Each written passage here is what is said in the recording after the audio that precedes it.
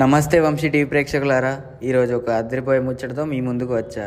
అదేంటో తెలుసుకునే ముందు సబ్స్క్రైబ్ చేసుకోండి వంశీ టీవీ ఛానల్. ఇక స్టార్ట్ చేద్దామా? ఇంకా ముచ్చట ఏంటంటే, ఈ మధ్యకాలంలో స్వర్ణగిరి అంటే మినీ తిరుపతి దేవస్థానం గురించి అందరికీ తెలిసే ఉంటుంది. చాలా అద్భుతమైన ఆకర్షితవంతమైన ప్రదేశం.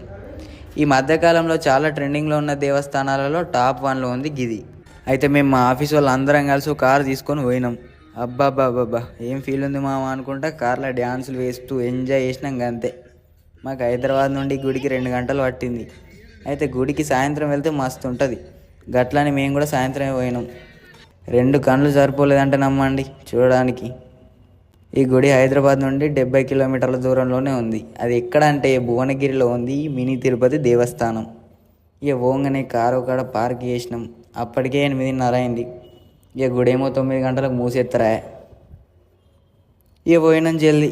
ఇక గిదండి ఎంట్రన్స్, మామూలుగా లేదు అసలు. ఎంటర్ అయ్యాక మా వాళ్ళు ఇక ఫోటోలు దిగుడు షురూ చేసిర్రు. ఫస్ట్ దర్శనం చేసుకుందామంటే ఫోటోలు ముఖ్యం.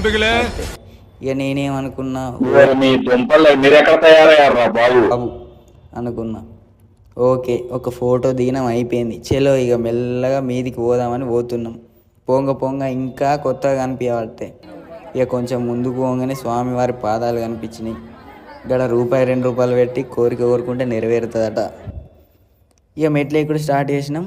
ఉన్నాయి ఒక 10-20 మెట్లే కానీ 100 మెట్లు ఎక్కినట్టు ఫీల్ వచ్చింది మామ.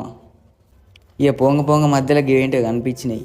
ఇవేంటివో నాకు తెలియదు, మీకు తెలిస్తే కామెంట్ చేయండి. ఫైనల్గా పైకి రీచ్ అయినాం. లైటింగ్ మాత్రం మామూలుగా లేదు. వీళ్ళైతే ఫోటోలు వీడియోలుగా వచ్చిర్రు. జనం అయితే మామూలుగా లేరు. ఎటు చూసినా సాములు ఎక్కువ కనబడుతుర్రు. అబ్బా, లైన్ చూస్తే తాడి చెట్టు అంత పొడుగుంది మామ. ఏం చేసేది లేక లైన్లకు అయితే పోయినాం. ఈ లైన్ ఎక్కితే ఈ పనుల్లో కనిపించలేదు. పైగా ఫిజికల్ గానీ మెంటల్ గానీ స్ట్రెయిన్. మధ్యలో స్ట్రెస్ రిలీఫ్ కోసం గోవిందనామాలు వేసుకున్నాం.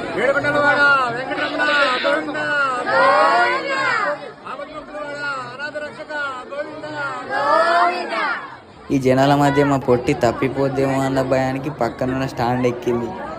మొత్తానికైతే ఎంజాయ్ చేసుకుంటా లైన్లు దాటినాం. ఒక దేవుడా, దిమ్మ తిరిగిపోయింది బంగారు ధ్వజస్తంభం చూసి. మధ్యలో గవ్వలు ఒల్లి పెట్టుకోవట్టే. లోపలికి ఫోన్ అలో లేదు, అయినా తీసుకుపోయి వీడియోలు అయితే తీసినాం మెల్లగా. ఇక మెల్లగా దర్శనం అయినాక ఒక ఫోటో తీసుకున్నాం. ఇక బయటికి రాగానే ఒక పెద్ద గంట కనిపించింది. దాన్నే జయగంట అంటారు. ఈ గంటని కొడితే మీ పాపాలన్నీ పోతాయంట. అయితే ఇంకెందుకు లేటు, వెంటనే వచ్చి కొట్టేయండి. ఫైనల్గా ఒకటి మిగిలిపోయింది. చూస్తే అనే ప్రదేశం. ఇక ఆ చోటకు పోయినాం. ఇదే ఆ ప్రదేశం, శ్రీవారు నిద్రిస్తున్న కోనేరు. ఎలా ఉంది? ఇదండి సంగతి. సో ఇదంతా విన్న తర్వాత మీరు అస్సలు వెయిట్ చేయద్దు. వెంటనే మీరు కూడా మీ ఫ్రెండ్స్ అండ్ ఫ్యామిలీతో వచ్చి ఎంజాయ్ చేయండి.